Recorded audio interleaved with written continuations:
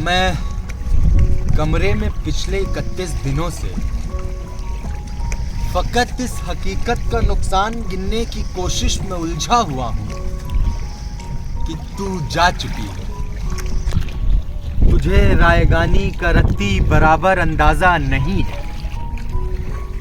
तुझे याद है वो जमाना जो कैंपस की पगडंडियों पे टहलते हुए कट गया था? तुझे याद है जब कदम चल रहे थे कि एक पैर तेरा था और एक मेरा? कदम वो जो धरती पे आवाज देते कि जैसे हो रागा कोई मुतरिबों का। कदम जैसे सापा गमापा गसारे वो तबले की तिरखट पे तक दिन दिनक दिन दिना दिन दिनक दिन हम चल रहे थे। कदम जो मुसलसल अगर चल रहे थे तो कितने गवैयों के घर चल रहे थे। मगर जिस घड़ी तूने उस राह को मेरे तन्हा कदम के हवाले किया, उन सुरों की कहानी वहीं रुक गई। कितनी फनकारियां, कितनी बारीकियां, कितने कलियां बिलावल गवैयों के होठों पे आने से पहले फना हो गए। कितने नुसरत फतेह, कितने मेहंदी हसन मुंतजिर रह गए कि हमारे कदम फिर से उठने लगे।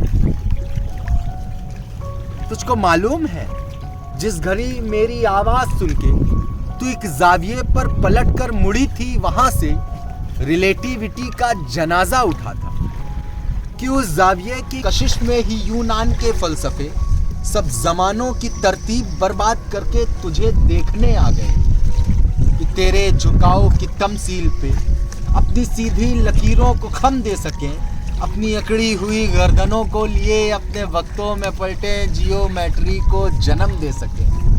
पर अब भी कुछ फलसफी अपने फीके जमानों से भागे हुए मेरे रस्तों पे आंखें बिछाए हुए तेरी दानिश में यूं खड़े हैं कि जैसे वो दानिश का मंबा यहीं पे कहीं है, मगर मुड़ के तकने को तू ही नहीं।